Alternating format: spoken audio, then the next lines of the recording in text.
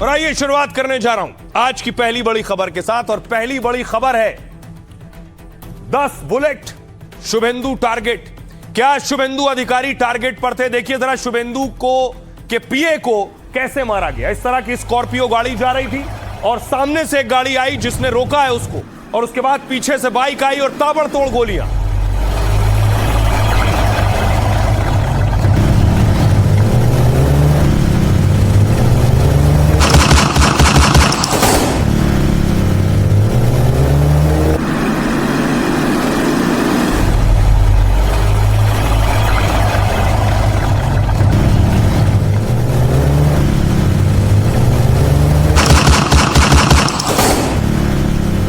आप देख रहे हैं ठीक इस तरह शुभेंदु का पीए स्कॉर्पियो गाड़ी में सवार था। सामने से गाड़ी लगाई गई, पीछे से बाइकर्स आए और हेलमेट लगाए हुए थे वो, और उसके बाद ताबड़तोड़ गोलियों की बारिश की।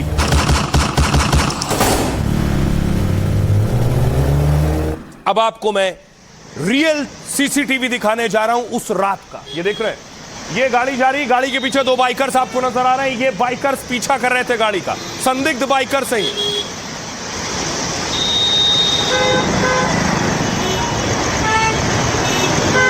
ये देखिए 3 संदिग्ध बाइकर्स नजर आए हैं। ये स्कॉर्पियो आगे गई है। ये इसी गाड़ी में शुभेंदु का पीए मौजूद था और ये बाइकर्स इस गाड़ी का पीछा कर रहे थे और आगे इस गाड़ी पर हमला हो गया।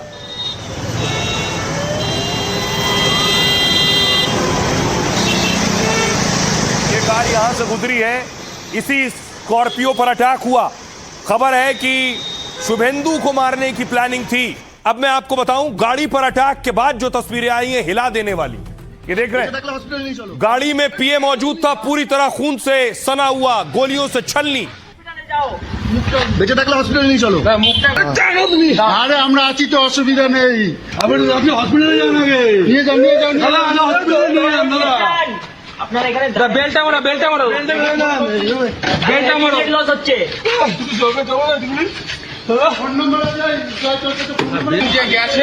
হ্যাঁ 3 জন বাইরে করে গেছে, আমি এখানে দেখেছি।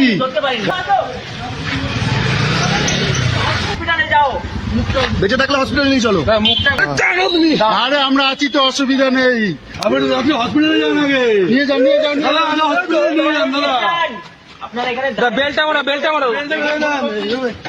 মারো লস হচ্ছে। के पीए को जो गाड़ी में खून से लथपथ है, आसपास के स्थानीय लोग आए हैं उन्हें बचाने के लिए सीट बेल्ट निकाल रहे हैं और ड्राइवर जो मौजूद था गाड़ी में वो रो रहा है। আরে আমরা আছি তো, অসুবিধা নেই। আপনি হসপিটালে যান আগে, নিয়ে যান হসপিটালে নিয়ে যান দাদা। আপনারা এখানে বেলটা মারো লস হচ্ছে।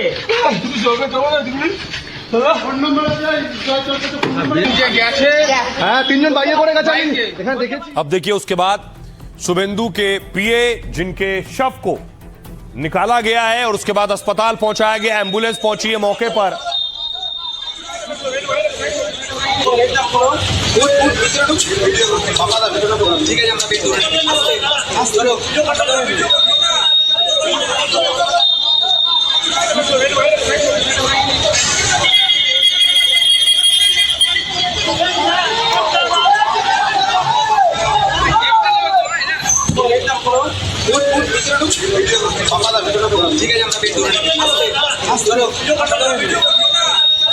और उसके बाद देखिए, उसके बाद वहां पर अस्पताल में बवाल शुरू हुआ।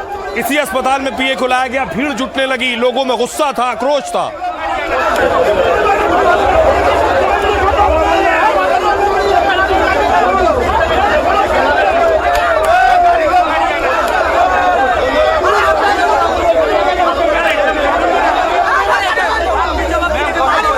चार में दीदी गई, दीदी जावे बांग्लादेश। दीदी अपना संतरास तो नहीं चला पाई, उसी को गेरुआ रंग में ढाल के बीजेपी को बदनाम करने के लिए ये शतरंज रच रही है, जिसका जवाब ईंट का जवाब पत्थर तक देगा। आज ये टीएमसी पूरा प्लानिंग। सोचिए अगर भाजपा सरकार में नहीं आती तो हम लोग तो मर्डर हो जाते भैया, हम लोग तो मर्डर हो जाते। अब आपको बताऊं कि उसके बाद शुभेंदु अधिकारी की एंट्री हुई। शुभेंदु पहुंचे हैं अस्पताल। ये वो तस्वीरें, चारों तरफ कार्यकर्ताओं और समर्थकों से घिरे हुए थे।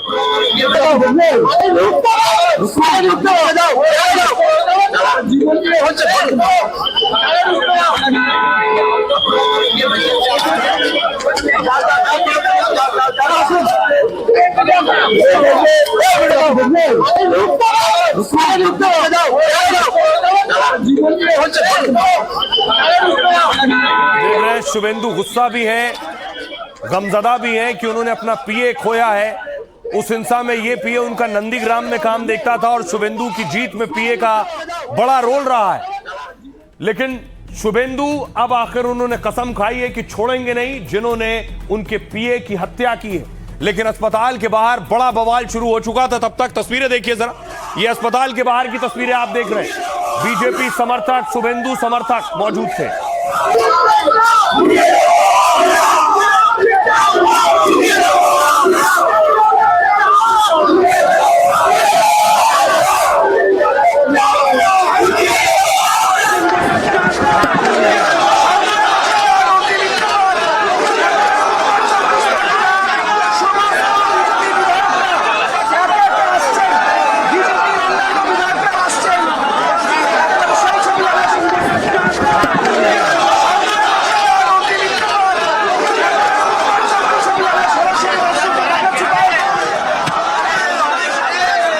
दंगाई को जोगी जी का मेडिसिन हम लोग ही देगा।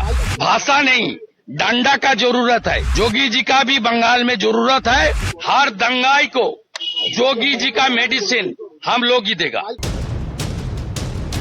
क्या बंगाल में शुभेंदु अधिकारी टारगेट पर थे? क्या हमलावर शुभेंदु की जान लेना चाहते थे और बंगाल में योगी जैसा सीएम नहीं बनने देना चाहते थे? क्या ममता की हार के बाद शुभेंदु की हत्या का प्लान बना और निशाना बन गए उनके करीबी और पीए? ये पूरा प्लान करके किया। ये गोलियां बरस रही हैं, लेकिन शुभेंदु ने ऐलान कर दिया है कि सबका इलाज होगा, हिंसा फैलाने वालों का चुन चुन कर हिसाब होगा। तो क्या बंगाल में भी चलेगा योगी मॉडल और उपद्रवियों दंगाइयों का होगा बाबा वाला इलाज?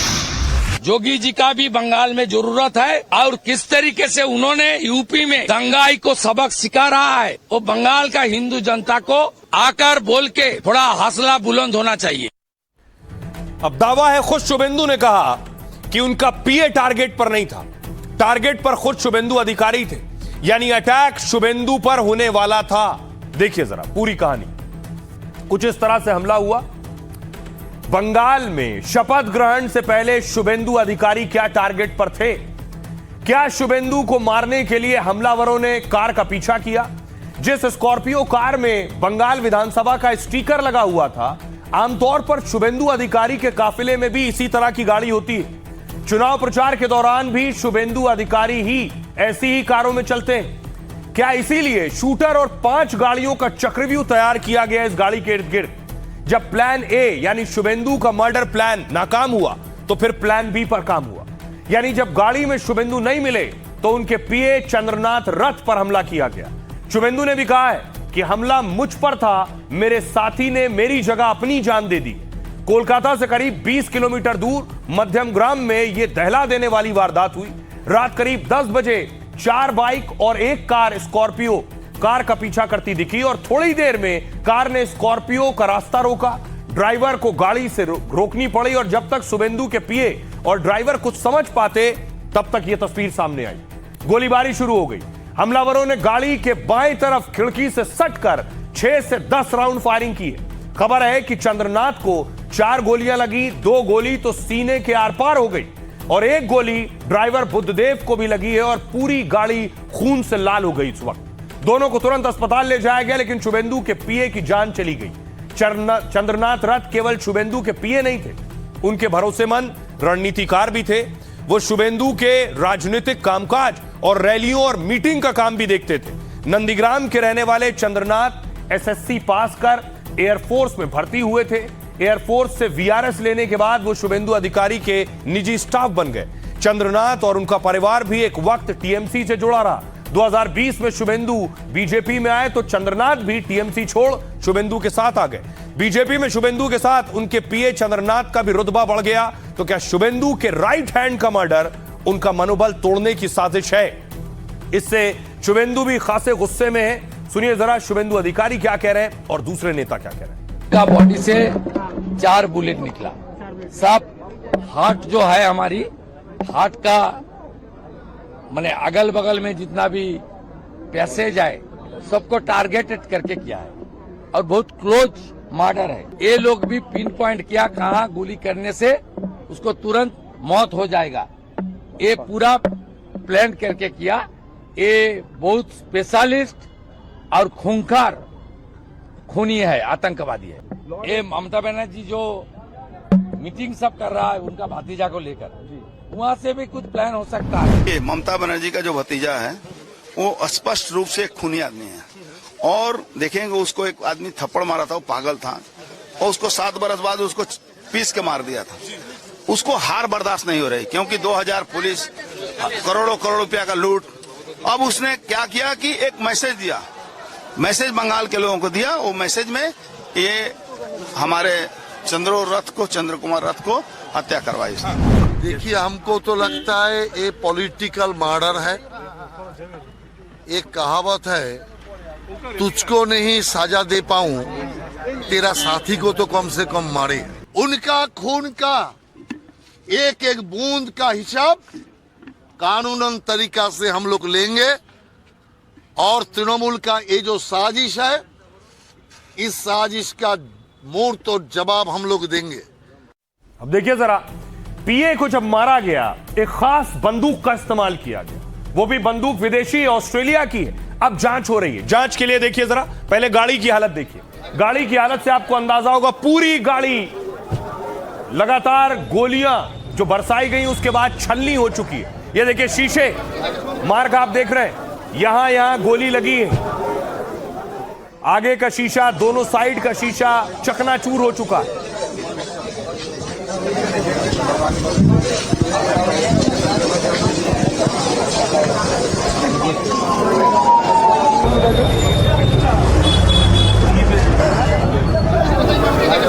और उसके बाद फॉरेंसिक टीम पहुंची है। फॉरेंसिक टीम पहुंचने के बाद गाड़ी की जांच कर रही है, गाड़ी से सबूत जुटा रही है, ब्लड सैंपल ले रही है।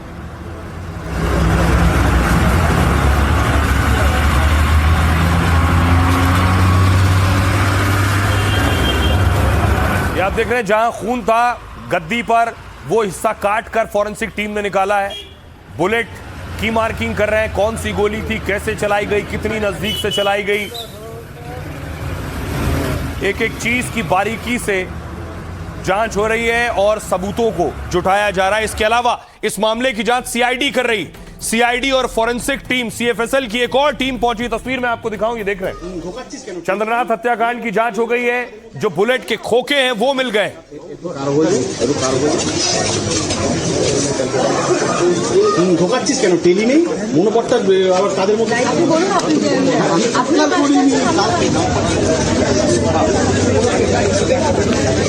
ये जो आप बुलेट का खोखा देख रहे हैं, इसके बारे में आपको बताऊं कि बहुत खास किस्म की बंदूक से गोली चलाई गई है। वो बंदूक ऑस्ट्रेलिया की है। कौन सी पिस्टल थी जिससे शुभेंदु के पीए को मारा गया? ये देखिए, ये जो आप ऊपर देख रहे हैं, ये जो पिस्टल लगी हुई है, यही पिस्टल है। इन्हीं पिस्टल से मारा गया है। जिस पिस्तौल से शुभेंदु अधिकारी के पीए का मर्डर हुआ है वो बेहद हल्की, हाईटेक और ऑस्ट्रिया में बनी ग्लॉक पिस्तौल है। 70 देशों से ज्यादा देशों में सेना, पुलिस और विशेष बल इस्तेमाल करता है इसका, क्योंकि ग्लॉक अपने अचूक वार के लिए भरोसेमंद हथियार माना जाता है। ट्रिगर दबते ही इसमें एक बार में 6 से 36 गोलियां फायर होती हैं। इसकी रेंज 50 मीटर तक होती है, इसलिए और करीब से मारा जाता है। इसीलिए शुभेंदु के पीए को नजदीक से मारा गया। इसकी रफ्तार और असर बेहद खतरनाक होता है। कार में बैठे शुभेंदु के पीए पर हमला हुआ तो उनकी मौत हो गई। यह पिस्तौल इतनी छोटी होती है कि पर्स या जेब में भी रख सकते हैं, इसलिए बड़े गैंगस्टर और बड़े अपराधी ग्लॉक पिस्तौल रखते हैं। 8 लाख रुपए की पिस्तौल भारत में आम नागरिकों के लिए बैन है, यानी ग्लॉक पिस्टल का इस्तेमाल आम अपराधी नहीं कर पाते हैं, क्योंकि यह बहुत महंगी होती है और आसानी से नहीं मिलती है। लेकिन चोरी छिपे पाकिस्तान और बांग्लादेश रूट से सप्लाई होती है। चोरी से मिलने वाली एक ग्लॉक पिस्तौल की कीमत 15 से 20 लाख रुपए होती है। सालों तक खराब ना होने वाली ये पिस्तौल शूटर अपराधियों की पहली पसंद है। एजेंसियां अब जांच में जुट गई हैं कि अपराधियों को ग्लॉक कहां से मिली और किसके इशारे पर शुभेंदु के पीए पर इस पिस्तौल से गोलीबारी हुई है। अब आपको लिए चलता हूं ग्राउंड जीरो। हमारे सहयोगी ऋतिक मंडल वहां मौजूद थे, उनकी रिपोर्ट देखिए। इस वक्त मैं आपको दिखाना चाहूंगा जहां पर इस वारदात को अंजाम दिया गया है, उसके बिल्कुल थोड़ी दूर पर यानी महज 20 मीटर के दूरी पर जो है ये एक गोली जो दागी गई है उसका कारतूस का जो है उसका पीछे वाला हिस्सा वो मिला है। और मैं आपको बताऊं जहां पर ये अपराध हुआ है वहां से महज 20 मीटर के दूरी पर इस गोली का जो है हिस्सा मिला है। 20 मीटर के दूरी पर ये गोली का हिस्सा मिला है। नहीं, स्पष्ट होता है कि अंधाधुंध गोली चलाया गया था।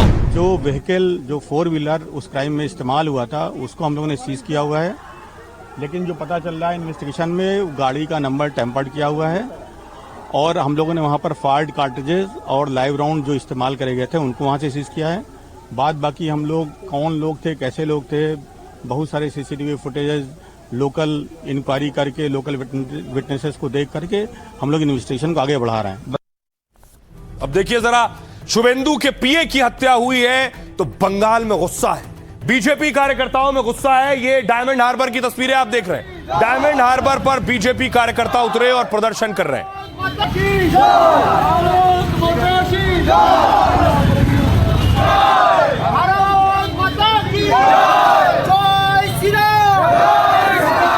अगली तस्वीर आई वेस्ट मिदनापुर की। वेस्ट मिदनापुर में भी देखिए किस तरह से लोग सड़कों पर उतरे हैं और प्रदर्शन कर रहे हैं। टायर जलाया है लोगों ने वेस्ट मिदनापुर में। यह तस्वीर उसकी, अलग अलग जगह प्रोटेस्ट हो रहे हैं।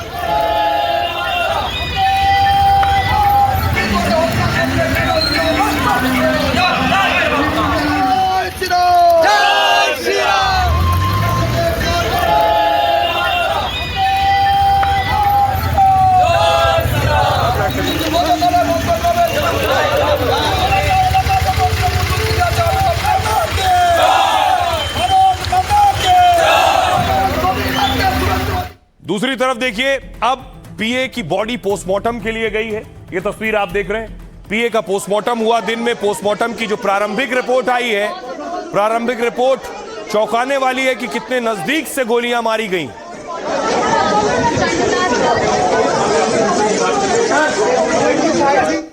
अब देखिए इस पर सियासत भी हो रही है। टीएमसी बीजेपी पर आरोप लगा रही है, बीजेपी टीएमसी पर आरोप लगा रही है। देखिए जरा क्या कह रहे हैं। पीए चंद्रनाथ रथ की माता जी कह रही हैं दोषियों को कड़ी सजा मिले लेकिन फांसी नहीं। मैं खुद एक मां हूं, किसी बेटे की मौत नहीं मांग सकती हूं। नई सरकार की अपील है कि दोषियों को उम्र कैद जैसी सजा मिले। अर्जुन सिंह बीजेपी नेता कह रहे हैं ये अभिषेक बनर्जी के दिमाग की उपज है। जिस तरह से हत्या हुई है वो किसी एजेंसी के शूटर का काम नहीं। शूटर का काम है किसी जानकार ने मारा है, प्रोफेशनल किलिंग। सौगत रॉय कह रहे हैं टीएमसी सांसद शुभेंदु अधिकारी के पीए की हत्या बेहद दुखद है। हम इस घटना की कड़ी निंदा करते हैं। दोषियों के खिलाफ कड़ी से कड़ी कार्रवाई की जाएगी और मामले की जांच सीबीआई से करवाई जाए।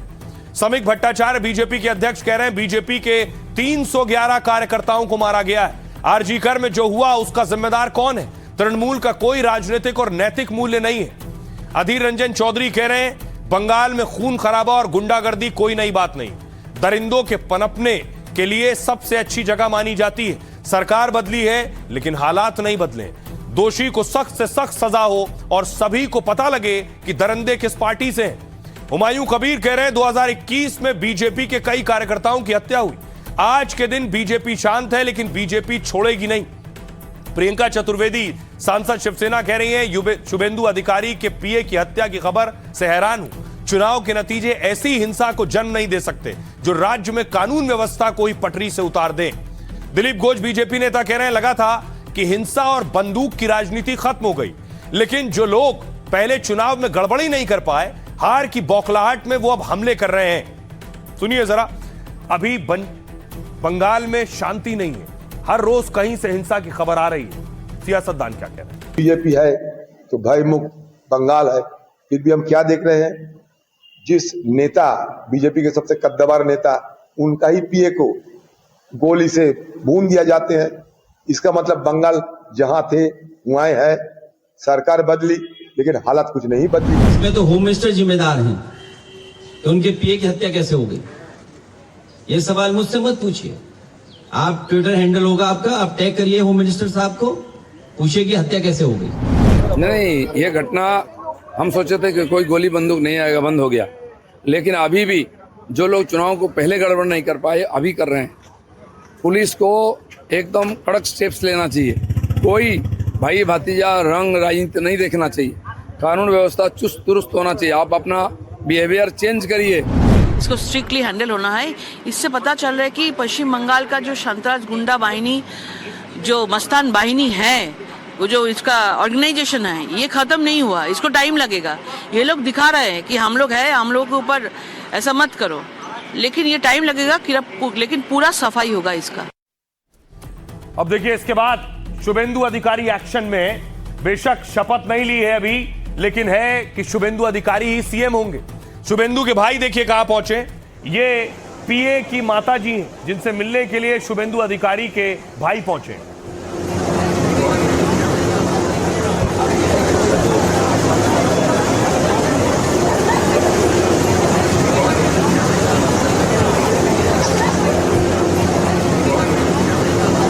और उसके बाद शुभेंदु के पीए चंद्रनाथ की ये आप देख रहे हैं पार्थिव शरीर, जिनका अंतिम संस्कार हुआ उनके गृह जिले में चांदीपुर में।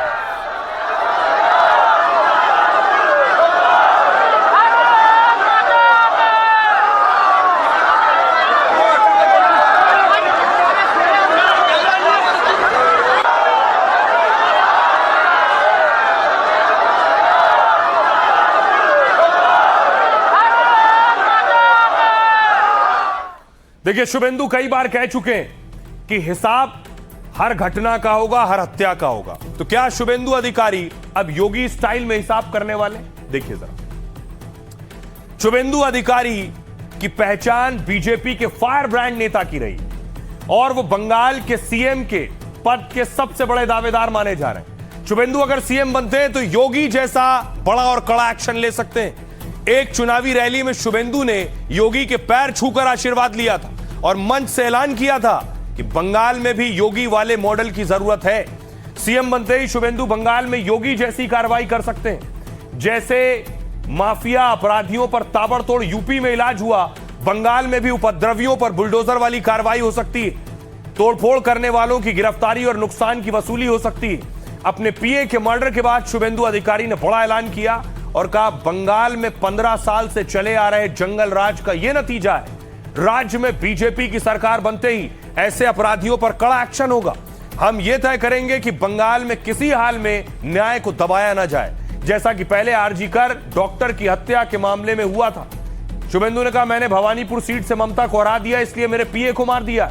मेरे पीए चंद्रनाथ की हत्या करने वाले खूनी हैं, आतंकवादी हैं। ऐसे गुनाहगारों को बख्शा नहीं जाएगा जैसे यूपी में हालत थे, बिहार में बदला है, वैसे ही यहां भी हालात को बदला जाएगा। इस बीच हत्याकांड की जांच के लिए बंगाल पुलिस ने एक एसआईटी बनाई है। शुभेंदु के पीए की हत्या के मामले में 3 लोगों को हिरासत में लिया गया है। आइए अब आपको सुनवाता हूं, सुनिए जरा शुभेंदु अधिकारी क्या कह रहे हैं और बीजेपी के नेता क्या कह रहे हैं। ये एक अनरेस्ट करने का साजिश है पूरा बंगाल में, लेकिन मेरा पूरा उम्मीद है जनता जनार्दन आने वाले सरकार का साथ रहेगा और 9 तारीख का बाद धीरे धीरे गुंडा और बलात्कारी को सीधा करने का करेगा। जैसे यूपी में 2017 का बाद हालत बदल हो गया है, यहाँ भी हमारे यशस्वी प्रधानमंत्री ने बताया महाजंगल राज, तो महाजंगल राज खत्म करने के लिए बीजेपी का सरकार ओथ टेकिंग तक टाइम दे देना। ये कोई साधारण नहीं है। ये किसके लिए किया? 2 दिन का बाद राज्य में प्रधानमंत्री, गृह मंत्री, प्रतिरक्षा मंत्री सभी लोग आ रहे हैं। 20 मुख्यमंत्री राज्य में आ रहे हैं। इतना बड़ा सेलिब्रेशन, उसी का पहले ये घटना कोई पॉलिटिकल मैसेज देना चाहते हैं या बीजेपी का सीने पर गोली ठोकना चाहते हैं या प्रधानमंत्री का पास कोई वार्ता देना चाहते हैं? ये पश्चिम बंगाल की जो पॉलिटिकली जागरूक जनता है वो समझ जाए। इसीलिए बोल रहे हैं सपथ ग्रहण होने दीजिए, पुलिस अपना इन्वेस्टिगेशन कर रही है। आप लोग फिर 9 तारीख के बाद देखिएगा, एक भी गुंडा मुआली बदमाश बंगाल में नहीं रहेगा।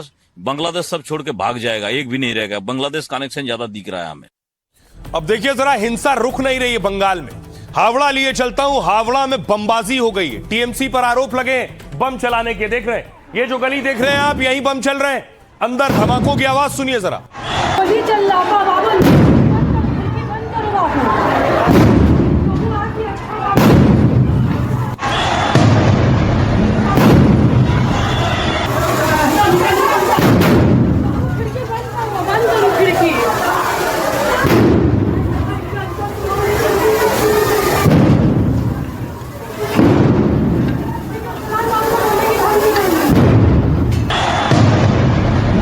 डराने वाली है किसी भी आम इंसान को, जब गली गली बमबाजी हो रही हो। अबू कहाँ लेके गए सर इनको? कहाँ लेके गए सर इनको?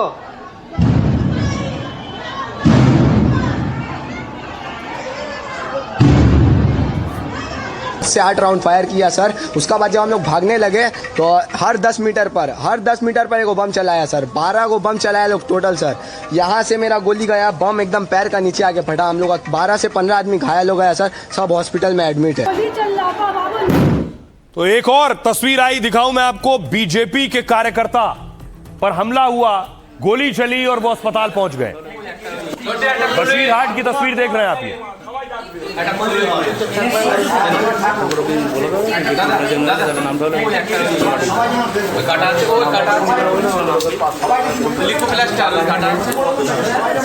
ये দুটো কথা বলতে পারবি?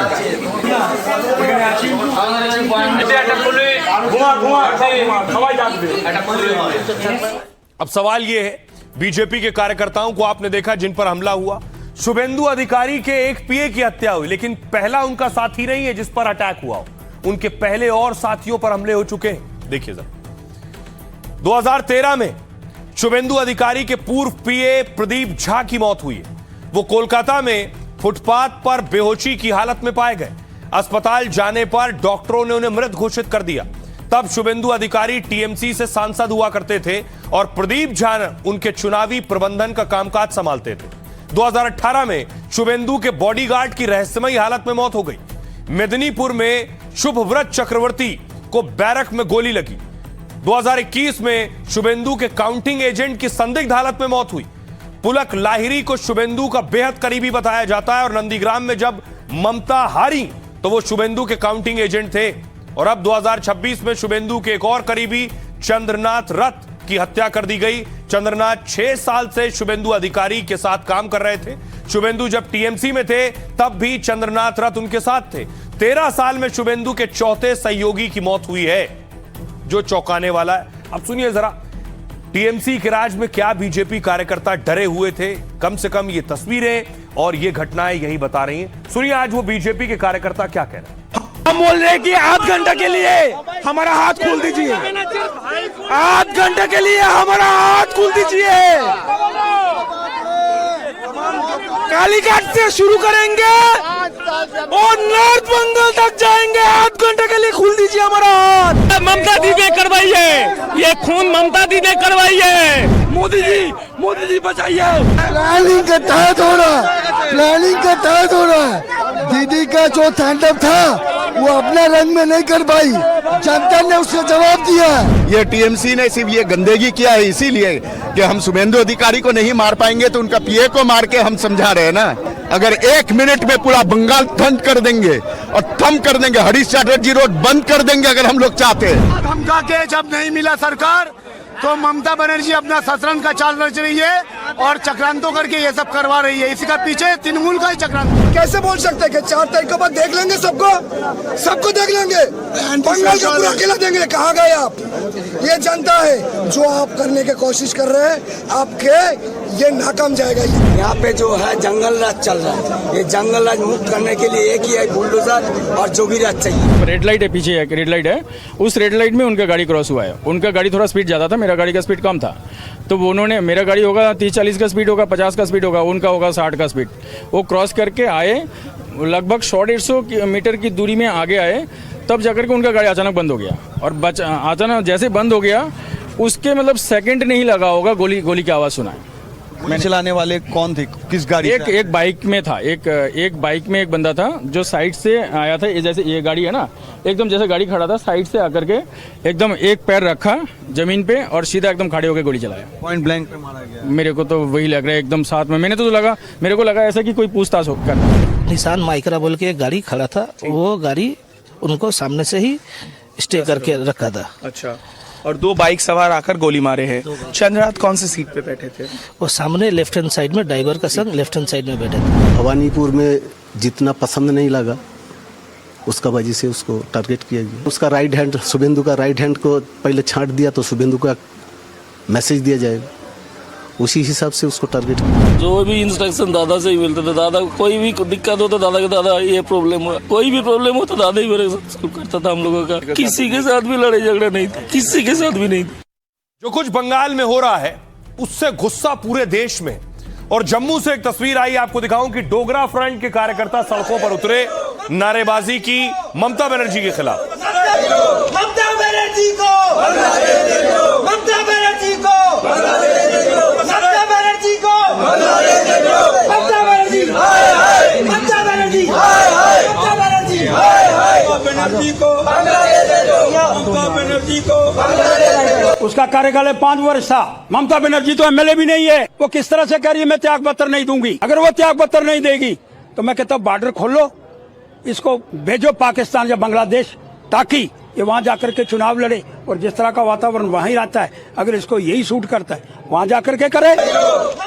दूसरी तस्वीर देखिए जरा, कोलकाता में बीजेपी ऑफिस में आग लग गई है। ये उसकी तस्वीरें आप देख रहे हैं।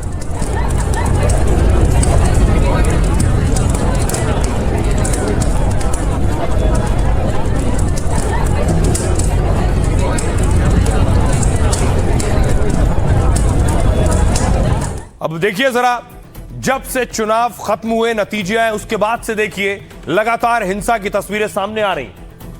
चुनावी नतीजों के बाद 3 दिनों में 6 हत्याएं हो चुकी हैं। बवाल, हंगामे और आगजनी की भी खबरें आ रही हैं अब तक। इस बीच हुमायूं कबीर ने हाईकोर्ट का रुख कर लिया है और हिंसा को रोकने के लिए हस्तक्षेप की मांग की। हुमायूं कबीर ने याचिका में मुर्शिदाबाद जिले की चर्चा की और कहा है नतीजों के बाद राजनीतिक रूप से प्रेरित हिंसा हो रही है। पश्चिम बंगाल में चुनावी हिंसा का इतिहास पुराना है। 2021 विधानसभा चुनाव के बाद 58 लोगों की मौत हुई थी और 300 से ज्यादा हिंसक घटनाएं रिपोर्ट की गई थी। 2019 लोकसभा चुनाव के बाद भी 12 से 15 लोगों की मौत हुई थी। और सिर्फ इतना ही नहीं, अभी भी हिंसा की तस्वीरें कुछ और जगहों से सामने आ रही हैं जो हिलाकर रख देंगी आखिर कौन लोग हैं जो अलग अलग जिलों में हिंसा कर रहे हैं, बीजेपी के कार्यकर्ताओं को टारगेट कर रहे हैं। चुनावी हिंसा से बंगाल लाल है। हावड़ा के शिवपुर में बमबाजी से बवाल मच गया। यहां 2 राउंड फायरिंग और पथराव की भी खबर है। टीएमसी और बीजेपी के कार्यकर्ता पहले आपस में भिड़े, फिर तनाव ऐसा फैला कि भारी पुलिस उतारनी पड़ गई।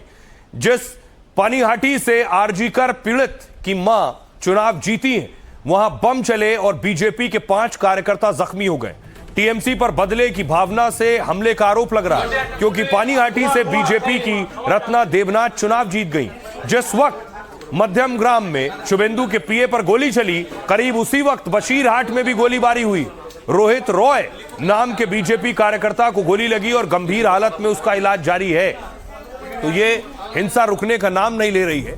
आखिर अब सवाल यह है कि क्या करने की जरूरत है। बड़े एक्शन की शायद जरूरत है नई सरकार को। सुनिए सियासतदान क्या कह रहे हैं। जो कार्यकर्ता मारे गए उसका एक एक पाई का हिसाब लिया जाएगा और अब गुंडागर्दी नहीं चलेगी। ममता जी भी जो एनार्किज्म कर रही हैं, इस उनको बर्खास्त कर दिया जाएगा। परिस्थिति तो बेकाबू हो चुकी है। सेंट्रल आर्म फोर्सेस भेजे गए थे इसलिए कि वहाँ पोस्ट पोल वायलेंस ना हो। कोई जगह, कोई डिस्ट्रिक्ट, कोई ब्लॉक नहीं बचा जो तोड़फोड़ नहीं कर दिया गया हो। तृणमूल के कर्मियों को मारा जा रहा है, समर्थकों को घर फोड़ दिया जा रहा है, औरतें उठा ली गई हैं, उनके साथ न जाने क्या ये लोग कर रहे हैं कि महिलाओं के साथ किसी को कुछ नहीं। टीएमसी अपनी असली चेहरा अब जनता को दिखाने लगी है कि उन लोग माफिया और गुंडों पर ही उनकी सरकार चलती थी। मान जाइए, सरकार गठन होते ही आप लोगों को ढूंढ ढूंढ के पुलिस कटघरे में डालेगी, कड़ी से कड़ी सजा होगी, फांसी तक जा सकते हो। तो अब वो गुंडाई बदमाशी बंद करो। जो जो ये घटना में घटाया, इनको खिलाफ ज़्यादा से ज़्यादा जल्दी इनको गिरफ्तार करना चाहिए, इनको हिरासत में लेना चाहिए, इनको सर्वोच्च सजा देना चाहिए। पर दुर्भाग्य है कि वामपंथ के जिन आसुरी शक्तियों के खिलाफ उन्होंने युद्ध लड़ा था, कालांतर में वो सब असुर उनकी पार्टी में आ गए और उनकी पार्टी का धंधा करने लगे। मैं नई सरकार को भी ये सलाह दूंगा और उन्हें ये सूचित करूंगा कि वे ध्यान रखें कि जिनकी अस्थियों पर ये विजय ध्वज फहराया है उन्हीं का सम्मान हो। अब एक दिलचस्प तस्वीर सामने आई। बंगाल में हिंसा हो रही है, ममता बनर्जी चुनाव हार गई हैं। देखिए ममता बनर्जी से मिलने के लिए कौन पहुंचे। ममता से मिलने के लिए अखिलेश यादव पहुंचे। अखिलेश यादव अभिषेक बनर्जी से मिले, ममता के भतीजे से, फिर दीदी का उन्होंने अभिवादन किया। कुछ इस तरह दीदी ने उनका स्वागत किया अपने द्वार पर। आप इतना अच्छा लड़े, उससे आप हारे नहीं है। नहीं, आप हारे नहीं है, आप हारे नहीं है, हारे नहीं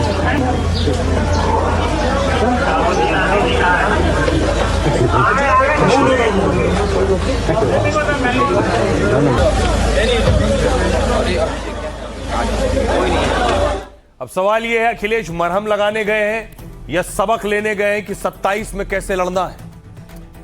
अखिलेश यादव कोलकाता पहुंचे, ममता बनर्जी से मुलाकात की उन्होंने। अखिलेश और ममता की इस मुलाकात को लेकर कई सवाल खड़े हुए।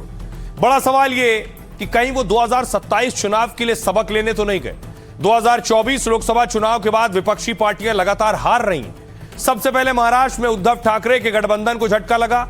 25 में आम आदमी पार्टी दिल्ली हार गई, बिहार में आरजेडी पस्त हो गई। अब बंगाल में ममता बनर्जी और तमिलनाडु में स्टालिन हार गए। ममता की हार के बाद शुभेंदु अधिकारी ने कहा अब अखिलेश की बारी है। मतलब यह बीजेपी का पूरा फोकस अब उत्तर प्रदेश चुनाव पर होगा। बीजेपी के खिलाफ लड़ने वालों में अब अखिलेश ही मजबूत चेहरे बचे। अभी उत्तर प्रदेश में सबसे ज्यादा 37 सांसद समाजवादी पार्टी के। 2024 चुनाव में सपा ने बीजेपी को सबसे ज्यादा परेशान किया। यही वजह है कि बंगाल के तुरंत बाद बीजेपी ऑपरेशन यूपी में जुट गई है। ऐसे में अखिलेश को भी अपनी ठोस रणनीति तैयार करनी होगी। अखिलेश यादव और ममता बनर्जी की कई रणनीति ऐसी ही है और एक जैसी रही। दोनों बीजेपी को दुश्मन मानते हैं, दोनों का मुस्लिम वोट बैंक है। ममता की तरह अखिलेश भी इंडिया गठबंधन के नाम से परहेज करते रहे हैं। अब आपको सुनवाता हूं, सुनिए जरा योगी आदित्यनाथ क्या कह रहे हैं और अखिलेश यादव क्या कह रहे हैं। बंगाल में पहली बार भारतीय जनता पार्टी ने सरकार बना करके सभी उन राजनीतिक विश्लेषकों को आईना दिखाने का काम किया था जो समाज के विभाजन के लिए लगातार तमाम प्रकार की व्यूह रचना कर रहे थे। आदरणीय दीदी इनकी आंखों में खटकती हैं। आदरणीय दीदी संघर्ष करने वाली हैं, वो निराश होने वाली नहीं है। बीजेपी की आंखों में इसलिए खटकती हैं क्योंकि वो आदि आबादी का प्रतिनिधित्व करती हैं और भारतीय जनता पार्टी के लोग जो पुरुषवादी हैं, सामंतवादी हैं, कभी नारी को बढ़ते हुए नहीं देख सकते। हम इस लड़ाई में आदरणीय दीदी के साथ हैं क्योंकि लोकतंत्र को बचाना है। चुनाव हारने के बाद तमाम तरह की बातें कही जाती हैं। अब अखिलेश यादव जी जा रहे हैं ममता जी को ढाढ़स बंधाने हार का कि आप तो अभी 21 बार हारी हैं, हम तो 2 बार। आओ हम दोनों लोग मिलकर के हार का श्रृंखला बनाएं। 27 में फिर हम हारेंगे तो आप आके हमको समझाना। हारने के बाद आप हारे हो तो हम आके समझा रहे हैं।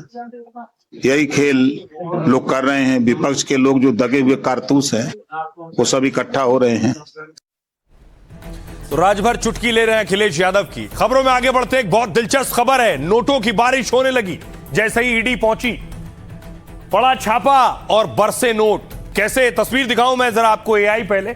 कुछ इस तरह से नीचे ईडी पहुंची और ऊपर से नोटों की बारिश होने लगी।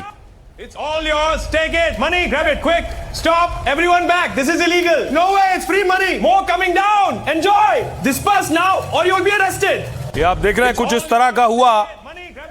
ये तस्वीरें मैं आपको दिखाऊंगा। मोहाली में इसी तरह नोट की बारिश हुई। देखिए जरा, नोट फेंके गए, नोट भरा बैग देख रहे हैं और ये 500 के नोट देख रहे हैं। 500 की गड्डियां हैं जो ऊपर से फेंकी गई हैं। ये 500 की गड्डियां ऊपर से फेंकी गई और भरा हुआ बैग फेंका गया है। नवी मंजिल से नोट बरसे जैसे ही ईडी ने छापा मारा है। अरे बालकनी में तुम रख कैसे सकते हो? तुमने अब आपको बैग दिखाऊं जरा, नोटों से भरा बैग देखिए। ये है बैग, हरा पत्ता दिख रहा है आपको 500 का। ऐसे ही 500 की गड्डियां थी इसके अंदर और ईडी ने छापा मारा था। ईडी का खौफ देखिए, बड़े बड़े लोग नोटों की बोरियां फेंक देते हैं इस तरह से। अब मैं आपको दिखाऊं कि देखिए जरा सोसाइटी कौन सी थी। ये है सोसाइटी, ये इसी सोसाइटी में ईडी की रेड पड़ी। ईडी बाकायदा पुलिस के साथ पहुंची थी वहां।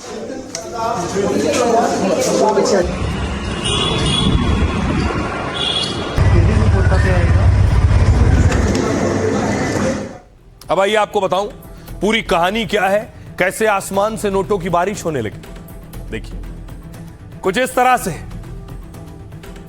ये देख रहे हैं आप, ऊपर से नोट बरस रहे हैं। अब हुआ क्या, दरअसल पंजाब में जहां नोट उड़े वो मोहाली की वेस्टर्न टावर सोसाइटी है, जहां सुबह सुबह जब लोग सोकर उठे तभी पहुंच गई ईडी। और दावा है कि ईडी के अफसर धड़ाधड़ सीधे फ्लैट के अंदर 906 में पहुंचे। यहां रहने वाले शख्स की पहचान नितिन कुमार गोहिल के रूप में हुई, जो आईटी सेक्टर में काम करने वाला कारोबारी है। उसी के यहां छापा पड़ा। ईडी की टीम को आता देख पकड़े जाने के डर से हड़कंप मच गया। फिर यह हरकत शुरू हुई। रिहायशी टावर की नवी मंजिल से कैश से भरा बैग नीचे फेंक दिया, क्योंकि नीचे उनका ड्राइवर खड़ा था। ड्राइवर मौजूद था जो पैसे लेने के इंतजार में खड़ा था। जैसे ही ऊपर से 500 के नोट से भरा 2 बैग नीचे फेंके गए तो इनमें से एक बैग फट गया और नोट हवा में उड़ने लगे। इसी बीच दूसरे बैग को वहां खड़ा ड्राइवर गाड़ी में डालकर भाग निकला है और ईडी की टीम ने इसका पीछा किया, लेकिन उसे पकड़ नहीं पाई। नोटों से भरा फटा हुआ बैग ईडी ने जब्त किया, जो एक पड़ा रह गया था, जिसमें 21 लाख रुपए मिले। जिस टावर में 8 घंटे से ज्यादा रेड चली, वहां पुलिस ने लोगों की एंट्री रोक दी।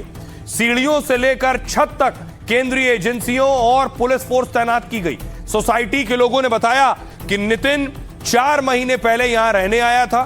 दावा है कि नितिन के फ्लैट पर रोजाना बड़ी संख्या में कुरियर आते थे, जिन्हें ज्यादातर नितिन गोहिल का ड्राइवर ही रिसीव करता है। आइए अब आपको सुनवाता हूं, हमारे सहयोगी गुरप्रीत वहां मौजूद थे, उनकी रिपोर्ट देखिए। यहाँ पे 9th फ्लोर पे लगातार ईडी ऑफिशियल्स के द्वारा रेड की जा रही है। सुबह ईडी ऑफिशियल्स जब यहाँ पे आए, नितिन नाम के व्यक्ति के फ्लैट पे रेड की। उसने यहाँ से ऊपर से 9th फ्लोर से यहाँ पे बैग, पैसे से भरे बैग यहाँ पे फेंके गए। ये भी पाया जा रहा है कि अपने ड्राइवर के थ्रू कुछ पैसे यहाँ से लेके जाया जा रहा था, लेकिन ईडी ऑफिशियल्स लगातार जांच कर रहे हैं। और ईडी ऑफिशियल्स के पास एक कंप्लेंट आई थी कि जो नितिन इस सोसाइटी में रहता है वो लगातार लाइजनिंग कर रहा है बिल्डर्स और सरकार के बीच में। अब देखिए जरा, ये जो सज्जन ऊपर से नोटों की बारिश कर रहे थे, ये है कौन? ये सज्जन का ताल्लुक कैसे भगवंत मान से जोड़ रहे हैं विरोधी? तस्वीर मैं आपको दिखाऊं। पहली तस्वीर ये देखिए, ये है सीएम भगवंत मान और उनके बगल में खड़े हैं उनके ओएसडी राजभर सिंह। अब देखिए अगली तस्वीर जो मैं आपको दिखाऊंगा, यह है वो दूसरी तस्वीर। राजभर के बगल में खड़े हैं, राजवीर के बगल में खड़े हैं नितिन गोहिल। नितिन गोहिल को आप देख रहे हैं राजवीर के बगल में। राजवीर है भगवंत मान के ओएसडी। आइए अब आपको सुनवाता हूं और उससे पहले बताता हूं कि ताल्लुक क्या है। ईडी अब सवाल जवाब कर रही है। ईडी क्या पूछ रही है? धोखाधड़ी के मामले में मोहाली और चंडीगढ़ में ईडी ने 12 ठिकानों पर दबिश दी है, लेकिन मोहाली में जिस कारोबारी नितिन गोहिल के यहां छापा पड़ा है उसका कनेक्शन मुख्यमंत्री भगवंत मान से। यह आरोप पंजाब में विपक्ष के कई नेताओं ने लगाया है। दावा यह है कि आरोपी नितिन सीएम के ओएसडी राजवीर सिंह का करीबी है और जो आम आदमी पार्टी सरकार के दौरान अच्छी खासी हैसियत रखता था। आरोप तो यह भी है कि कारोबारी नितिन लाइजनिंग करता है। बीजेपी सांसद स्वाति मालीवाल ने उसकी तस्वीर पोस्ट की है, जिसमें आरोपी नितिन गोहिल और सीएम के ओएसडी साथ में। मालीवाल ने आरोप लगाया कि वो नाजायज प्रोजेक्ट मंजूर करवाते हैं। बीजेपी सांसद ने लिखा, पंजाब सीएमओ में बैठकर ये लोग दलाली करते हैं। इतना ही नहीं, आरोप है कि इनका पैसा ऑस्ट्रेलिया भेजा जाता है। मालीवाल ने कहा कि चुनाव हारते ही ये सब ऑस्ट्रेलिया फरार होने की फिराक में है। कांग्रेस भी आप सरकार और भ्रष्टाचारियों को पनाह देने का आरोप लगा रही है। हालांकि सीएम भगवंत मान ने आरोपी से कनेक्शन से इनकार किया। सीएम बोले, इस मामले से हमारा कोई संबंध नहीं है, जहां मर्जी वहां चेक कर लो। ईडी वाले किसी पुरानी कंपनी के सिलसिले में आए हैं और मेरा इससे कोई ताल्लुक नहीं है। सुनिए जरा अब इस पर सियासतदान क्या कह रहे हैं। का ओएसडी है चीफ मिनिस्टर का, उसके क्लोज साथियों के जो इनके व्यापार में जो ये गोरख धंधा कर रहे हैं उसमें जिनका हाथ है उन पर रेड्स हुई हैं। और ये पहली दफा मैंने देखा, आगे हिंदी मूवीज में देखा था कि 9वीं मंजिल 10वीं मंजिल से ऊपर से 500 के नोट के बैग गिराए जा रहे हैं। केजरीवाल पंजाब को बहुत बड़ी लूट का काम चला रहे, ये हवाला का बहुत बड़ा ट्रांजैक्शन है। नहीं तो आप ये देखो, आज एक रेड हुआ है, जैसे तब 10 करोड़ पाया गया था, वो जो चन्नी साहब के मन्नी साहब थे, अब वही काम ऊपर से बैग फेंके जा रहे हैं। कभी आपने सुना है कि नोटों के बैग 9वीं मंजिल से फेंके जा रहे हैं? कोई ईडी दी रेड ਦਾ ਸਾਡੇ ਨਾਲ ਕੋਈ ਸੰਬੰਧ ਨਹੀਂ। ਕੋਈ ਕਿਸੇ ਦੀ ਕੋਈ ਪੁਰਾਣੀ ਕੰਪਨੀ ਦੇ ਸਿਲਸਿਲੇ 'ਚ ਕੋਈ ਆਏ ਹੋਏ ਨੇ, ਉਹ ਜਿੱਥੇ ਮਰਜ਼ੀ ਚੈੱਕ ਕਰ ਸਕਦੇ ਨੇ। रही अब आपको खबरों में दूसरे राज्य लिए चलता हूं। बिहार में आज बड़ा दिन था। क्यों बड़ा दिन था आपको बताऊं। नीतीश के निशांत बन गए स्वास्थ्य मंत्री। जी हां, नीतीश के सुपुत्र। देखिए जरा, आज प्रधानमंत्री नरेंद्र मोदी खुद शपथ ग्रहण के लिए बिहार में पहुंचे थे। रोड शो किया पीएम मोदी ने।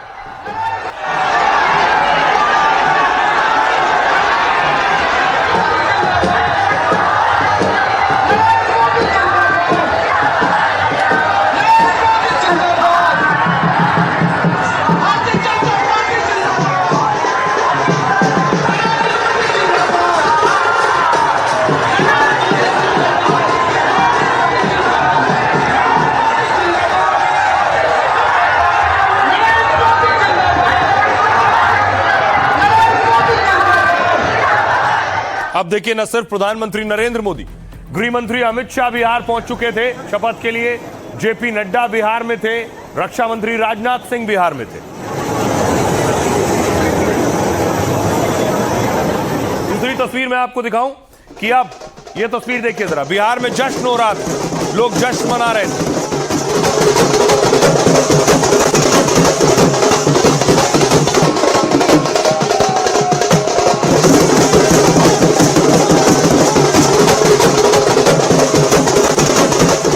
अगली तस्वीर देखिए जरा, कैसे शपथ ग्रहण शुरू हुआ। उससे पहले देखिए, निशांत ने नीतीश के पांव छुए। पांव छूकर पिता से आशीर्वाद लिया। उसके बाद निशांत पहुंचे शपथ के लिए। अब देखिए जरा, अब आपको लिए चलता हूं निशांत की शपथ में। नीतीश के बेटे निशांत जब शपथ ले रहे थे, मंच पर मौजूद थे प्रधानमंत्री नरेंद्र मोदी भी मौजूद थे। मैं दिलीप कुमार जायसवाल ईश्वर की शपथ लेता हूं। जो विषय बिहार राज्य के मंत्री के रूप में मेरे विचार के लिए लाया जाएगा अथवा मुझे ज्ञात होगा, उसे किसी व्यक्ति या व्यक्तियों को। अब आपको दिखाऊं कि उसके बाद ये तस्वीर आप देख रहे हैं, निशांत ने पिता नीतीश कुमार के पांव छुए हैं। शपथ लेने के बाद बड़ी जिम्मेदारी उनके लिए है।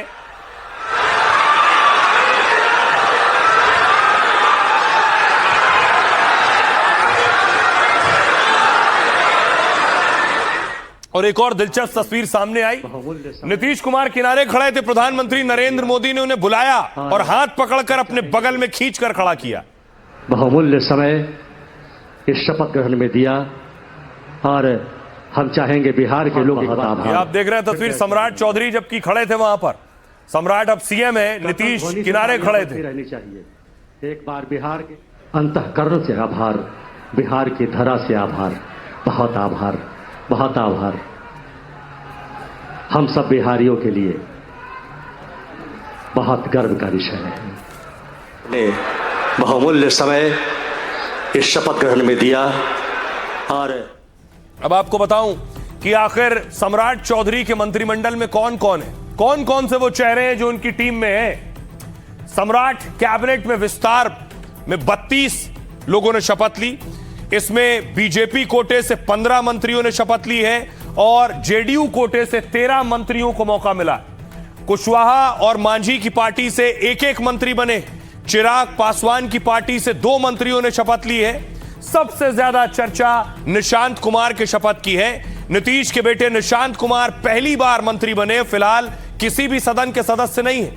नीतीश के बेटे निशांत को स्वास्थ्य मंत्रालय मिला है और इसके साथ ही जीतन राम मांझी पूर्व सीएम है, उनके बेटे ने शपथ ली है। मांझी के बेटे संतोष सुमन ने मंत्री पद की शपथ ली। उसके अलावा देखिए उपेंद्र कुशवाहा के बेटे दीपक प्रकाश भी मंत्री बने। इस मौके पर नीतीश कुमार, मांझी और कुशवाहा मौजूद थे जब इनके सुपुत्र शपथ ले रहे थे। तीनों ने अपने बेटे को मंत्री बनते देखा है। मंत्री पद की शपथ लेने वालों में विजय सिन्हा शामिल रहे, रामकृपाल यादव, लेसी सिंह और नीतीश मिश्रा मंत्री बने। नीतीश सरकार में शामिल बीजेपी के 9 मंत्रियों की छुट्टी हो गई है और कुछ नए चेहरों को मौका देकर भी साधने की कोशिश की गई है। सुनिए जरा शपथ के बाद क्या कुछ कह रहे हैं नीतीश कुमार के सुपुत्र निशांत। पिताजी की जो विचारधारा रही है उसको जारी रखने का कोशिश करेंगे। जो उन्होंने किया है विकास को, उस क्रम को जारी रखेंगे। एज ए मंत्री जो भी रहेगा मेरे अधिकार क्षेत्र में, मैं उस तरफ से कोशिश करूंगा कि पिताजी की जो 20 साल किया उसको जारी रखा जाए और जो उनके अधूरे सपने हैं, जो समृद्धि यात्रा में जो उन्होंने वादा किया या 7 निश्चय 3 में जो वादा किया, उस काम को पूरा करें। सुशासन से समृद्धि और विकसित बिहार बनाने का डबल इंजन की सरकार का जो संकल्प है, प्रधानमंत्री जी ने जो लोगों को संकल्प दिलाया है उसको सिद्धि तक पहुंचाना हम सब की जिम्मेवारी है। निश्चित तौर पर बड़ी जिम्मेवारी है और विश्वास है और मैं इस विश्वास पर खड़े उतरने की पूरी कोशिश करूंगा। जो भी मैंने सीखा है अपने जीवन में, जो मुझे मिला है, और एनडीए को मजबूत करने में, बिहार के जन जन को सेवा करने में मैं कोशिश करूंगा। और हम समझते हैं कि एनडीए का जो समर्थन मिला है बिहार में उस। अब देखिए जरा कोशिश ये की गई है बिहार में सम्राट ने अपनी टीम में कि सभी को साधा जा सके। कैसे, ये आप देख रहे हैं, सम्राट ने सबको साधा है। 11 ओबीसी सम्राट की टीम में। इसके अलावा सम्राट ने ईबीसी, इकोनॉमिकली बैकवर्ड क्लास के लोगों को जगह दी है। 7 एससी को अपनी टीम में शामिल किया है, 4 राजपूतों को शामिल किया है, 3 भूमिहार भी उनकी कैबिनेट में है और 2 ब्राह्मण टीम में है। 1 अल्पसंख्यक ने भी शपथ ली है जेडीयू कोटे से। आइए अब आपको सुनवाता हूं, सुनिए जरा चिराग पासवान क्या कह रहे हैं। वाले 5 साल मेरे प्रधानमंत्री जी के सोच वाली सरकार, पूर्व मुख्यमंत्री नीतीश कुमार जी के अनुभव वाली सरकार और युवा जोश वाली सरकार बिहार को आगे लेकर जाने का काम करेगी। मेरे नेता, मेरे पिता आदरणीय रामविलास पासवान जी के विकसित बिहार के लक्ष्य, बिहार को फर्स्ट, बिहारियों को फर्स्ट बनाने का काम करेंगे। आज न वेतन मिल रहा न पेंशन मिल रहा, अब ये बिहार सरकार लोन ले रही है तो क्या हालत कर दिया है बिहार का किस तरह से खस्ता हाल अर्थव्यवस्था चौपट कर दिया है। और आइए अब आपको उस राज्य लिए चलता हूं जिसकी पूरे देश में बात हो रही है कि आखिर सरकार बनेगी भी या कोई खेला हो जाएगा। तमिलनाडु में विजय के साथ क्या खेला होने वाला है। विजय गवर्नर से 1 बार नहीं 2 बार मिल चुके हैं, फिर पहुंचे थे आज मिलने के लिए गवर्नर साहब से। गवर्नर साहब ने लौटा दिया।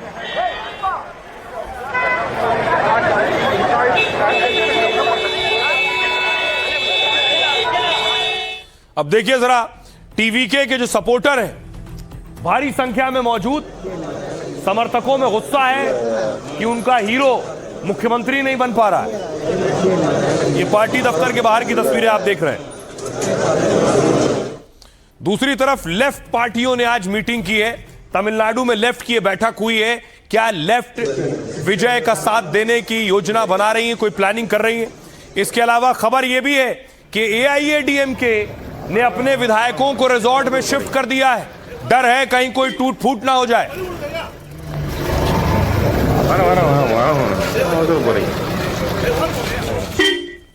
और आइए अब आपको बताऊं कि तमिलनाडु में क्या खेला चल रहा है। सरकार बनेगी विजय की या फिर कोई गेम हो जाएगा। तमिलनाडु में शपथ में देरी पर सवाल उठ रहे हैं। दरअसल तमिलनाडु में के नतीजे घोषित हुए हैं, 80 घंटे हो चुके हैं, लेकिन अब तक शपथ को लेकर सस्पेंस जारी है।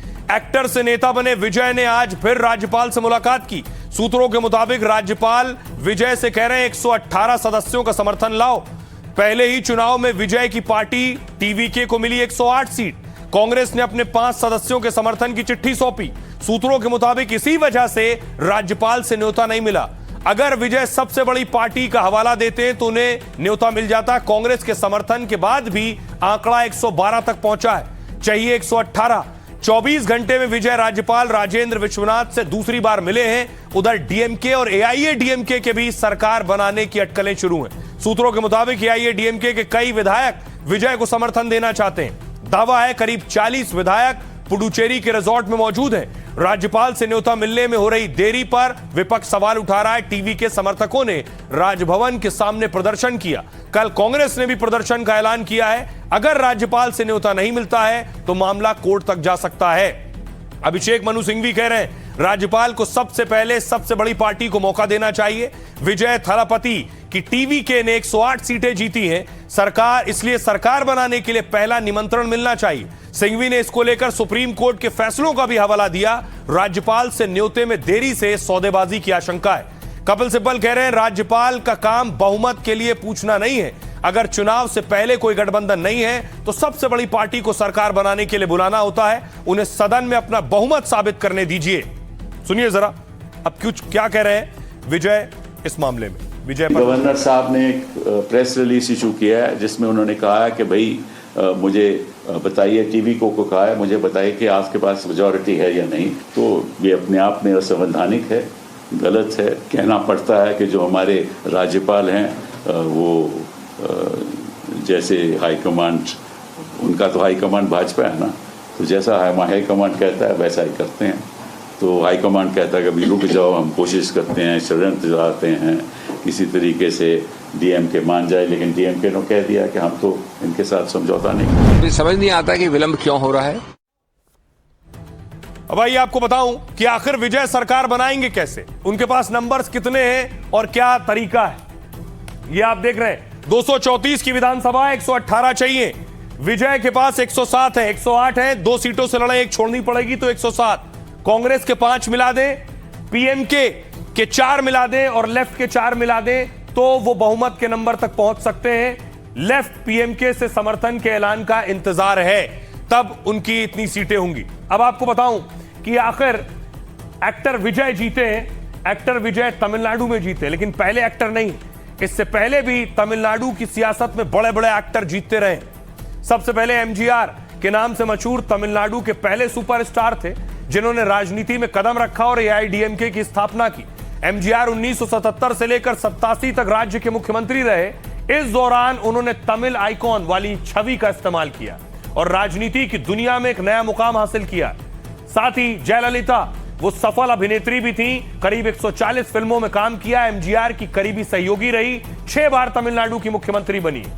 इसके अलावा देखिए एक्शन हीरो के रूप में मशहूर थे विजय। डीएमडीके पार्टी की स्थापना की है और विपक्ष के प्रमुख नेता भी बने। कमल हसन 2018 में राजनीति में प्रवेश किया। मक्कल निधि मय्यम नाम की पार्टी शुरू की और 2019-21 के चुनाव में कोई खास सफलता नहीं मिली। 21 के विधानसभा चुनाव में करीब 3.7% वोट मिले। बाद में कमल हसन राज्यसभा के लिए चुने गए। उनकी पार्टी ने 2026 चुनाव लड़ा और डीएमके का समर्थन किया है। रजनीकांत भी राजनीति में आने की घोषणा की थी, लेकिन बाद में स्वास्थ्य कारणों का हवाला देकर पीछे हट गए थे। और इस बीच बड़ी खबर तमिलनाडु से ही आ रही है। तमिलनाडु में सरकार पर असमंजस बरकरार है। आपको बता दूं, असमंजस के बीच टीवीके का बड़ा दावा है। विजय की पार्टी के सूत्रों से खबर है डीएमके एआईएडीएमके ने हाथ मिलाया तो इस्तीफा देंगे टीवीके के सभी विधायक। डीएमके और एआईएडीएमके के हाथ मिलाने की अटकलें चल रही हैं। तो ये बड़ी खबर तमिलनाडु से। फिलहाल इतना ही। आप अपना और अपनों का बहुत बहुत ख्याल रखिए। रुक रहे एक छोटे से ब्रेक के लिए, लौट रहे हैं कुछ ही पलों।